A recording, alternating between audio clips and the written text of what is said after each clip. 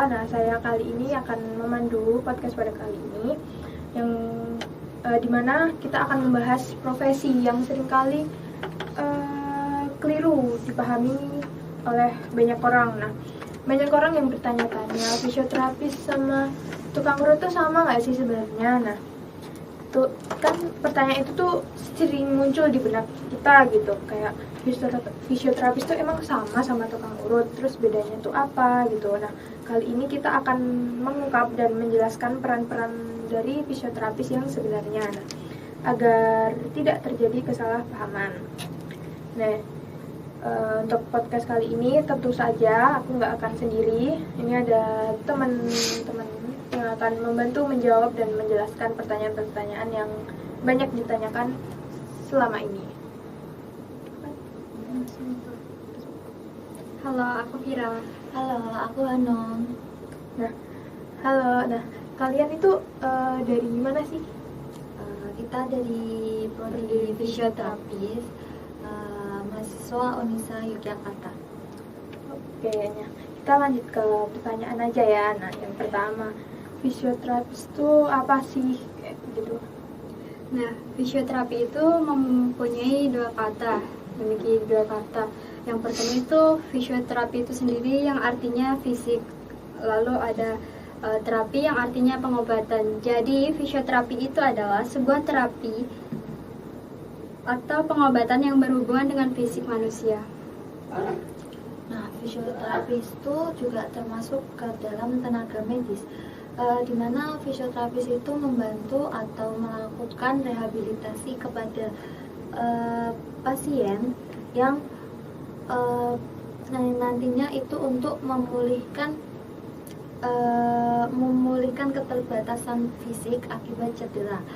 Nah, biasanya juga fisioterapis ini tuh bekerjanya enggak cuma pada satuan usia tertentu, namun di berbagai rentang usia. Misalnya pada bayi, kemudian nanti juga pada perlindungan postur pada ibu hamil. Jadi setelah melahirkan, kemudian pas ibu hamil itu juga kita mengamati, terus kemudian pada geriatri, pada orang tua, kemudian selanjutnya ke pertanyaan nomor 2. Nah, fisioterapis itu bermanfaat buat apa sih? Jadi, fisioterapi itu bermanfaat untuk mengurangi penyakit dan membantu meningkatkan gerak pada manusia yang mengalami cedera. Lalu bisa dilakukan dengan cara aktif exercise sendiri di rumah, lalu dengan pengobatan manual seperti itu. Ada mau nambahin lagi nggak? Mungkin tadi jawabannya udah aku tambahin, kayak di rentang berbagai usia tadi manfaatnya. Lanjut ke pertanyaan selanjutnya, itu tuh fisioterapis tuh biasanya kerja di mana sih? Kan selama ini cuma tahu fisioterapis cuma yang di klinik-klinik, terus yang di rumah sakit. Nah, kalau di rumah sakit sendiri itu tuh job desk dari fisioterapis tuh apa gitu?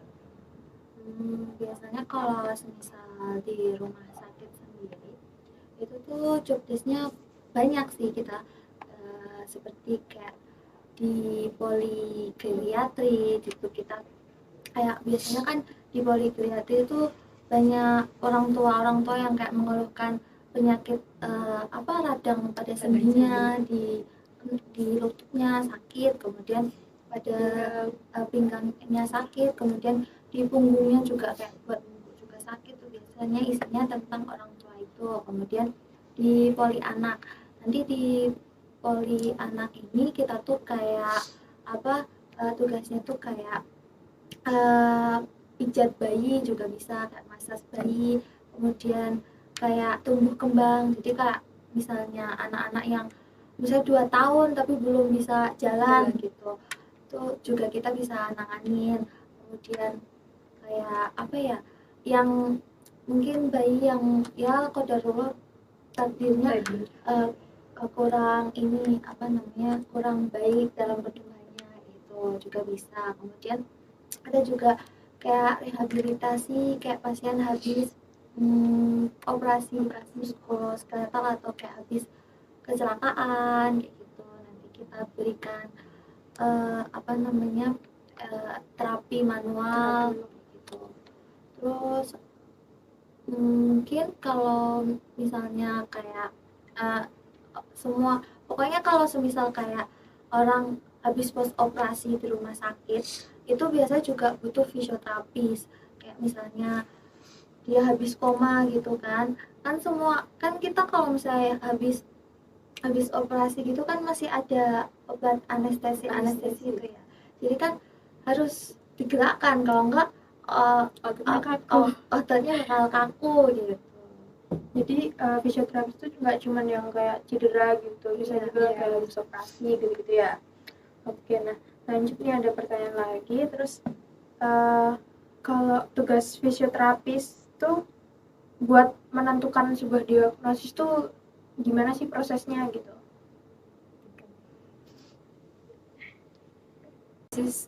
Pasien itu yang pertama adalah mencari bagian mana, tubuh mana yang merasakan sakit. Lalu yang kedua itu mencari fungsi gerak mana yang mengalami permasalahan pada orang tersebut. Lalu yang ketiga itu aktivitas apa saja sih yang terganggu pada pasien tersebut. Lalu ada partisipasi pasien ke lingkungan tersebut, apa yang menjadi gangguan pada pasien tersebut.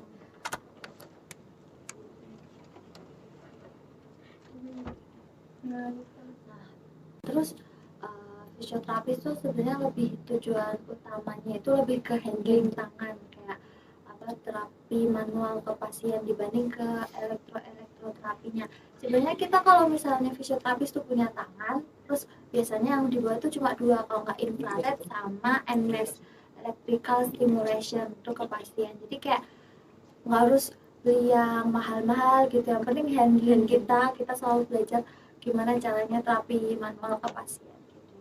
Nah, jadi fisioterapis itu juga ada alat-alatnya juga ya? Iya. Selama ini taunya kan cuman kayak terapi manual. Iya, terapi manual gitu. Oke, lanjut ya ke pertanyaan selanjutnya.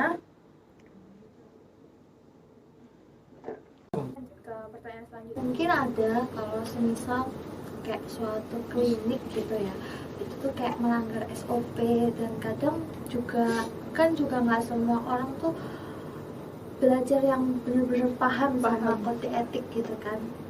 Akhirnya mereka kayak misalnya gunain infrared atau alat terapi lainnya kayak apa ya, stance buat nyeri itu keterlaluan gitu. Kayak keterlaluan tuh bahasanya kayak bener-bener dosisnya cuma asal pakai gitu ya, tanpa tahu intinya.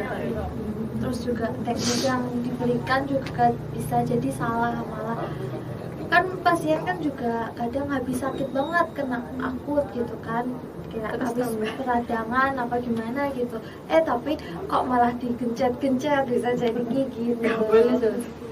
Gitu sebenarnya nggak boleh ya, kalau misalnya sakit gitu langsung jatuh gitu langsung dipijit-pijit sendiri gitu nggak boleh. Nggak boleh, harus diistirahatkan dulu ya. Diistirahatkan dulu. Oke, nah lanjut, ada lagi pertanyaan? Udah ya, sudah. Nah lanjut ke pertanyaan selanjutnya. Nah, untuk kuliah fisioterapi itu tuh belajarnya tuh apa sih? Apa cuman sebatas kayak teknik cara penanganan pasien atau gimana? Itu bisa dijelaskan mungkin? Jadi pada fisioterapi itu sendiri yaitu aku lupa. Jadi fisioterapi itu nggak hanya belajar anatomi aja, yaitu dengan belajar otot-otot, tendon, ligamen, lalu saraf. Dan saraf sendiri itu banyak sekali, dan anatomi juga banyak sekali, dan susahnya di situ, di anatomi itu. Iya, maksudnya kayak ya semacam dokter, tapi ya gak seluruh, kayak dokter kan seluruh ini ya, seluruh apa namanya, seluruh medis. Bagian-bagian tuh harus dihafalin, kayak misalnya kayak pembuluh darah dari kemana, dari atas sampai bawah pun dihafalin. Kalau kita biasa lebih ke ranah anatomi yang tulang gitu. Ya, yang berpengaruh ke gerak tubuh gitu ya, nggak yang sampai organ dalam gitu. Oke. Kayak retak abal-abal gitu. Nah itu tuh sebenarnya masuk ke ranah fisioterapis atau enggak sih? Kalau misalnya ketak abal-abalnya sendiri itu nggak masuk, tapi kalau misal kalian pingin belajar gimana sih caranya ngeretakin orang gitu, nah itu tuh ada pelatihannya sendiri. Jadi nanti kalian Ada tekniknya sendiri. teknik ya diajarin tekniknya gimana apa yang namanya menangani pasien atau kita tuh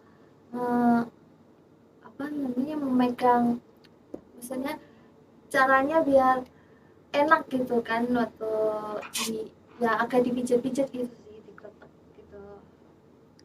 Terus tapi kalau misalnya kletek abal-abal itu juga ada, jadi mereka punya keuntungan sendiri itu. Terus biasanya ada embel-embel nanti dapat keuntungan berapa kayak gitu. Padahal juga belum tentu ilmunya itu benar. Oke, nah pertanyaan selanjutnya nih,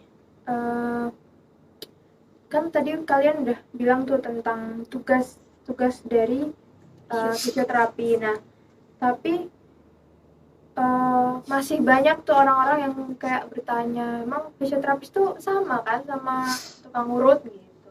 Tuh gimana tanggapan kalian itu sebenarnya sebagai mahasiswa fisioterapi? Masa kita disamain jadi tukang urut ya kan? Kita kan udah bayar mahal-mahal nih, kuliah mahal-mahal, terus kuliah sampai malam juga. Masa kita disama-samain sama tukang urut ya kan? Terus kan juga kuliahnya juga udah menempuh S1 aja 4 tahun sendiri, kemudian kita harus lanjutin profesi biar nanti kita bisa bangun klinik selama 1,5 tahun. Terus kita juga ngusahain biar dapat STL atau surat izin klinis. Masa ya dibilang tukang pijat gitu. Nah, berarti tuh kayak yang kalau kalian tuh yang sampai berjuang belajar gitu kan, ada sumbernya gitu. Nah kalau tukang pijat tuh cuma disama-samain kayak yang cuman turun-temurun gitu kan, jelas beda. Di penghujung podcast ini, nah terima kasih kepada teman-teman yang udah nonton sampai akhir podcast ini.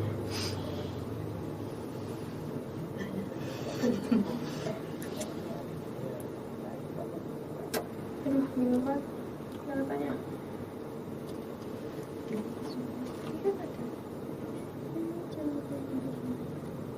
Terima kasih kan gak terasa.